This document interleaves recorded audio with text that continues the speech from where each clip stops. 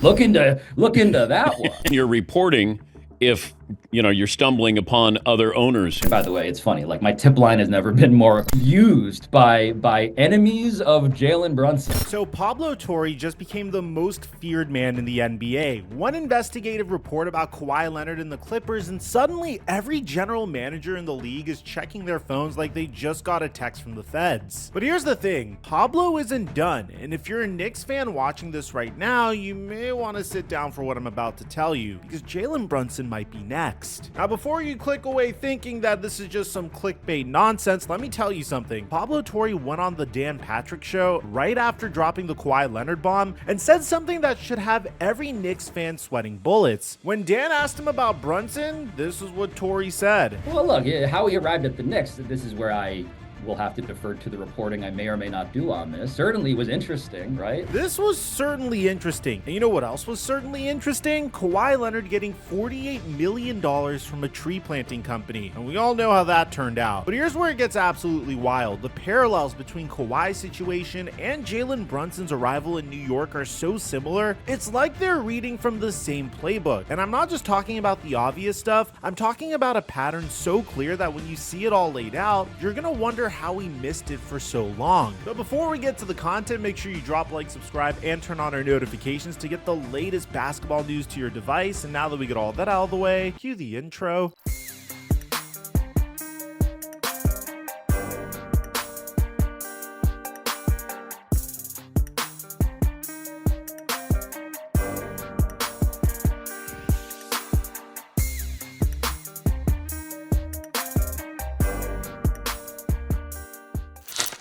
If you join my Discord group from the WAP link in the description down below, or you follow my Instagram stories, then you made a lot of money through Monday Night Football. I myself made $675, and PrizePicks still has that Travis Kelce free square. Bear in mind, we're currently 3 for 3 on free squares this year, and I'm gonna give you my picks for Thursday Night Football in a second. First, to take advantage of this free square promo, use my promo code microphone when you sign up for PrizePicks to get $50 in lineups when you make a play of $5 or more. And then, bro, take these picks, trust me, because on Thursday Night Football, the Miami Dolphins, who are the 7th worst defense in stopping the run, take on the Buffalo Bills, who are the 2nd worst defense in stopping the run. So to take advantage of this, and to take advantage of the fact that PrizePicks lets you pick the same player for 2 different categories, I'm going with Devon Achane to get a touchdown and to rush for 55 yards at least. And at the same time, I have James Cook repeating his incredible Week 2 performance, getting at least 67 rushing yards and a rushing or receiving touchdown as well. Now remember, I post pics onto my Instagram story, and I have a dedicated Discord server that is locked in on making sure you get the best plays each and every week. They've been profiting each and every week. I'm going to leave a link to that in the description down below. And thank you, PrizePicks, for today's sponsor.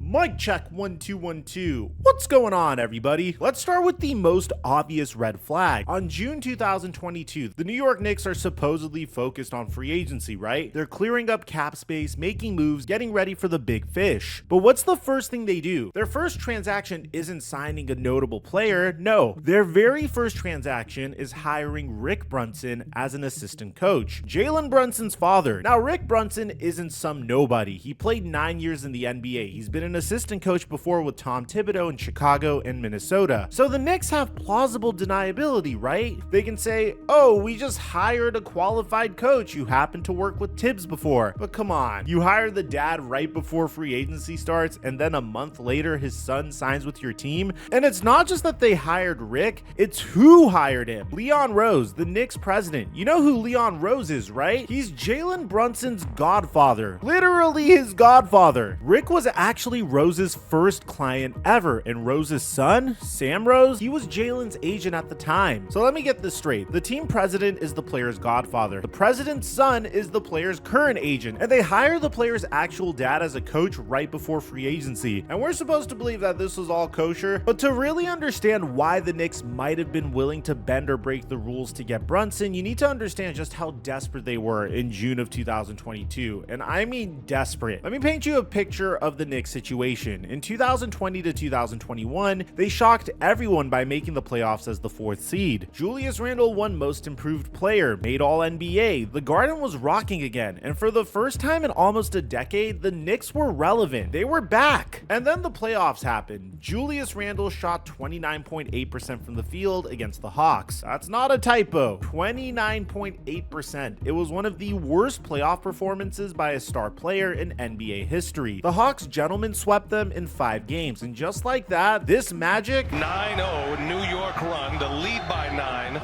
with a minute 13 is Trae Young was gone. The 2021 to 2022 season was an absolute disaster. They finished 37-45, missed the playoffs entirely, and finished 11th in the East. They went from the 4th seed to not even making the play-in tournament. Randle regressed so badly that fans were literally ripping his poster down outside of Madison Square Garden. But here's the real problem: their point guard situation. Oh my god, their point guard situation.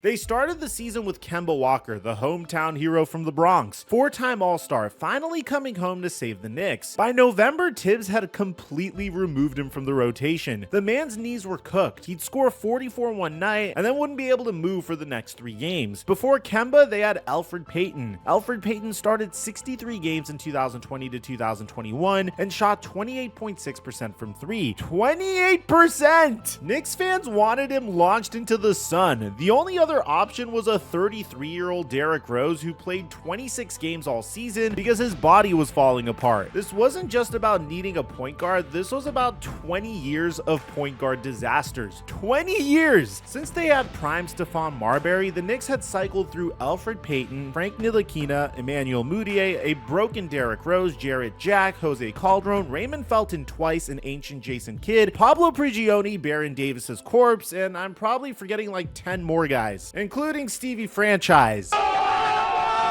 So imagine you're Leon Rose in June 2022. You just watched your team completely fall apart. Your star player forgot how to play basketball in the playoffs. Your point guard's knees exploded. You haven't had a real floor general in 2 decades. The New York media is crushing you. The fans are furious. James Dolan is literally breathing down your neck. And then there's Jalen Brunson, young, healthy, just averaged 32 points in the playoffs when Luka Doncic was hurt, a real point guard who can actually shoot and doesn't need a walker to get up the court. He's everything you need, and he's being severely undervalued in free agency. This is exactly the same desperation the Clippers had with Kawhi Leonard. Remember their situation? They'd been the laughingstock of the NBA forever, the Lakers' little brother. They finally had a chance to get a superstar and become relevant. They had just opened a new arena. Steve Ballmer had spent $2 billion on the team. They needed Kawhi. The Knicks needed Brunson just as badly, maybe worse, because at least the Clippers made the playoffs in the previous season and were seen as a team with significant depth. They had that incredible series versus the Golden State Warriors in the first round. But the New York Knicks had Julius Randle shooting sub 30% in the playoffs and a bunch of broken point guards. When you're that desperate, when you failed for that long, when the pressure is that intense, that's when you start thinking about bending the rules. That's when you start thinking, hey, what if we hire his dad? What if we promise him things under the table? What if we find a way to pay him outside the salary cap? And that's what the Clippers did through aspiration, and the Knicks, well, again, Pablo hasn't even dug into this yet. This is more to serve as a primer as to why the Knicks would do what they did, and this is all my own speculation as to what he's gonna bring us. But if what Pablo finds is true, the Knicks hired Rick Brunson, tampered before free agency, and then somehow got Jalen to leave $116 million on the table. You think that's a coincidence? You think both teams just randomly get that lucky when they're desperate? Come on. And the NBA didn't believe it either. They investigated and took away the Knicks' 2025 second-round pick for tampering. The league literally said that the Knicks engaged in free agency discussions prior to the date when such discussions were permitted. That's NBA speak for, you cheated and we caught you, but Adam Silver's the commissioner, so we're gonna pretty much just take away a second-round pick. I'll let you go on your merry way. But here's what makes this even crazier, and this is where the Kawhi parallels really start. Remember how in the Kawhi situation, He was already at his max contract with the Clippers, so they couldn't legally pay him more through the team. Well, let's talk about what Mark Cuban said about losing Jalen Brunson. Now, I wanted to be abundantly clear, I personally have a lot of trust issues when it comes to Mark Cuban. There's just been so many times where he's proven to me that he's a bit of a snake, especially how he came and tried to defend Steve Ballmer. So I take everything that he says with a grain of salt.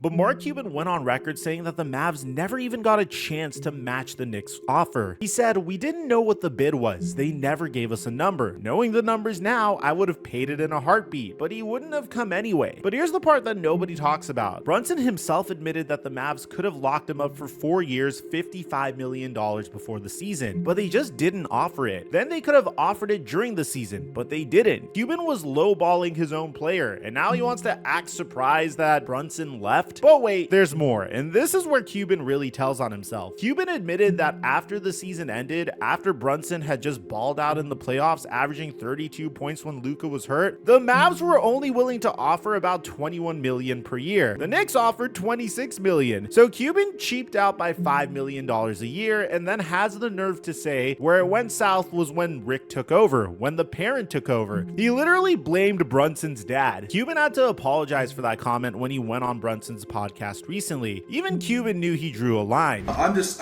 saying, well, that's when I heard that, that's what maybe I felt a little certain way, but I got over it. Obviously, that's my parents. Yeah. So, and I apologize. I think put you in a certain way. That wasn't the intention, but it was hard to deal with. It was unique. It was a unique negotiation in a lot of different ways. But guys, all of this is just the appetizer. I mean, again, the NBA literally said that the Knicks signed Jalen Brunson after tampering. The reason why it's not a big deal is because the NBA barely punished them for this. But what Pablo is investigating isn't even that. What Pablo's investigating is his recent contract extension. Now, I want to be abundantly clear. If Jalen Brunson took a legitimate $113 million pay cut to sign with the New York Knicks so they could free up the cap space to re-sign OG Anunoby, trade for Karl Anthony Towns, and retain Mikal Bridges, then he is without a doubt a New York Knicks legend. That is a tremendous sacrifice to put your team in a position to win the NBA Finals this year. And again, I'm making this video as a bit of a primer to what Pablo Torre's investigation could look like. And for all you know, he comes out and says he didn't find anything. But again, you don't tease this on the Dan Patrick Show. Well, look, how he arrived at the Knicks, this is where I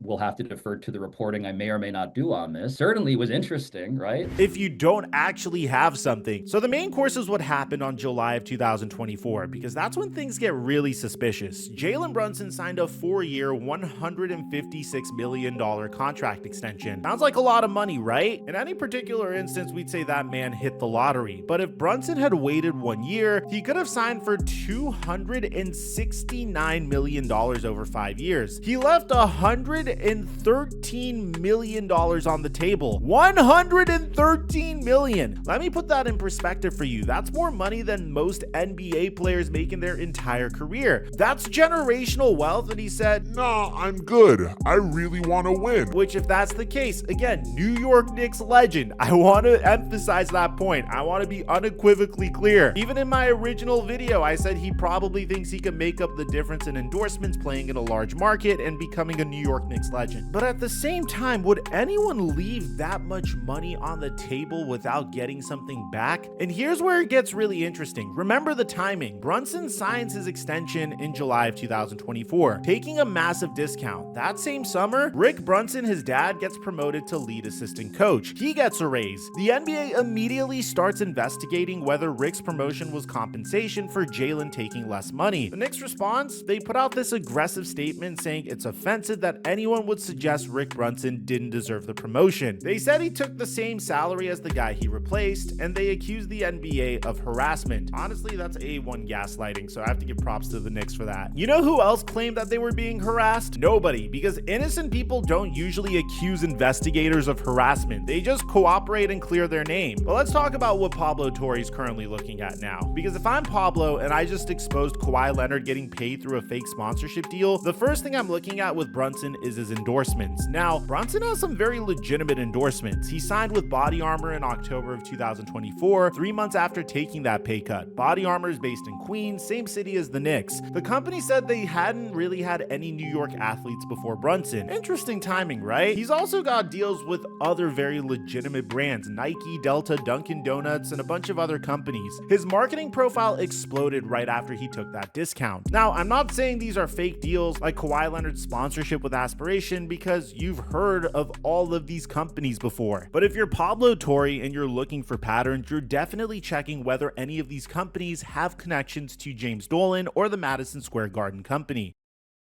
But it's just really hard to ignore this because there's so many patterns. I mean, let's talk about Kawhi Leonard's Uncle Dennis for a second, because this is where the Kawhi and Brunson situations really mirror each other. Uncle Dennis was the one making demands for Kawhi, right? He asked the Raptors for part ownership. He asked the Lakers for a house and a private jet. When those teams said no, Kawhi ended up with the Clippers and a $48 million tree planting sponsorship. Now look at Rick Brunson. Cuban said Rick was the one who took over the negotiations. Rick was the one making demands. Rick gets hired by the Knicks. His son takes less money to sign there. Then his son takes a massive discount on an extension, and Rick gets promoted. It's the same playbook, just with a father instead of an uncle. There's another parallel that nobody's talking about: the timing of when these guys signed. Kawhi Leonard signed his contract with the Clippers in 2019, right when they were trying to build a contender. Brunson signed in 2024, right when the Knicks were trying to keep their core together. Both took less than they could have gotten, and both had their family members involved in the organization. But here's the part that really gets me. When Dennis Wong, the minority owner of the Los Angeles Clippers and Steve Ballmer's college roommate, invested $2 million to help Aspiration pay Kawhi, his daughter worked at the company. When Rick Brunson got promoted, his son had just taken a $100 million discount. These aren't coincidences, these are patterns. But still, nothing that could incriminate Jalen. The biggest red flag, and the one that should have everyone paying attention, is Mark Cuban's reaction to all of this. Because Mark Cuban, who loves to talk, who has an opinion about everything, who went to bat for Steve Ballmer in the Kawhi situation, that same Mark Cuban has been weirdly defensive about losing Jalen Brunson. When he went on Brunson's podcast, he kept insisting that there were no hard feelings. He kept saying that both sides won. The Mavs made the finals without Brunson. The Knicks are contenders with him. Everybody's happy. But here's what Mark Cuban didn't say. He didn't say whether he thinks something shady happened. He didn't defend the Knicks like he defended Steve Ballmer. He just moved on. That's not the Mark Cuban I know. The Mark Cuban I know would be screaming from the rooftops if he thought he got cheated. I mean, just look at how he reacted to the Luka Doncic trade. That was a mistake, right? So it went, the person who traded Luka didn't want me there. They won. I lost. Unless Mark Cuban knows that if people start digging too deep into NBA salary cap circumvention, they might find out stuff about the Mavs too. Remember, every team in this league is trying to find edges. Every owner is trying to figure out how to pay players more without accounting against the cap. And the Clippers just got caught. And this is why what Pablo Torre is doing is so dangerous for the NBA. It's not just about one player or one team. It's about exposing how the whole system might be rigged. Because if Kawhi got $48 million through a fake company, and if Brunson got his dad hired and promoted as compensation for taking less money, how many other deals are out there? Think about it. How many times have we seen a player take a hometown discount and then mysteriously their brother or cousin or friend gets a job with the team? How many times have we seen a player sign for less and then suddenly they've got a massive endorsement deal with a company that just happens to be owned by someone connected to the team owner? Pablo Torre said on his show that his tip line has been blowing up with people trying to point him towards Brunson, and he said it's mostly enemies of Jalen Brunson. But you know what? Sometimes your enemies tell the truth about you because they're the ones paying attention. And here's what those enemies are probably telling Pablo. Look at the timeline. Rick gets hired in June 2022. Jalen signs in July of 2022. The NBA investigates and finds tampering. Rick gets promoted in summer of 2024. Jalen takes a $113 million discount also in summer 2024. The NBA investigates again. This isn't subtle. This is a pattern so obvious that the NBA has literally investigated it twice already, but both times they've given out slap on the wrist punishments. A second round pick for tampering? I mean, that's nothing. Why doesn't every team tamper in that case? The investigation into Rick's promotion, it closed with no punishment. Why? Because the NBA doesn't want to open Pandora's box. They don't want Pablo Torre or anyone else digging into how every team might be doing doing this. But Pablo doesn't care about protecting the league. He cares about the story. And this story is massive. Because if Pablo can prove that Jalen Brunson's discount was connected to his dad's promotion, or that there's some backdoor sponsorship deal we don't know about, it doesn't just affect the Knicks, it affects the entire Eastern Conference. The Knicks built their whole team around having Brunson on that discount. They traded for Karl Anthony Towns, they signed OG Anunoby, they brought in Mikal Bridges. All of that was possible because Brunson took less money. If that contract gets investigated, if the NBA finds wrongdoing, they could void it. Brunson could become a free agent. The Knicks could lose draft picks. They could face massive fines. Hell, if it's bad enough, James Dolan could face a suspension. And don't think other owners wouldn't love that. Dolan has been feuding with Adam Silver. He's criticized the league office. He's been a pain in their ass for years. If they can use this to take him down, they just might. But here's the real kicker, the thing that should have every Knicks fan worried. Pablo Torre said something else on Dan Patrick. How often this happens is a really fascinating question, because I would argue that it doesn't happen to this scale and with this level of documentation, which is only enabled because of the collapse of this fraudulent company. Good to talk to you again. I'll talk to you with the Jalen Brunson story whenever that comes out, Pablo. What if there are documents about Brunson as well? What if there are emails between Leon Rose and Rick Brunson discussing the job? What if there are texts about the contract discount? What if someone in the Knicks organization, someone who's mad about something, decides to leak it to Pablo? Because that's how these stories break. Someone on the inside gets pissed off and decides to talk. And with the Knicks, there's always someone pissed off. It's the most dysfunctional organization in basketball, even when they're winning. Look, I want to be clear about something. I like Jalen Brunson. I think his basketball story is one of the most inspirational stories in all of sports. I think he's great for basketball. The way he's played for the Knicks, the way he's embraced the city, the way he's led that team, it's been amazing to watch. But that doesn't mean something shady didn't happen to get him there. And if Pablo Torre is sniffing around this story, if he's got people feeding him information, if he's connecting these dots the way he connected them with Kawhi, the Knicks better lawyer up. Because Pablo hasn't missed so far. He spent 7 months on the Kawhi story. 7 months. He had 3,000 pages of documents. He interviewed 7 former employees.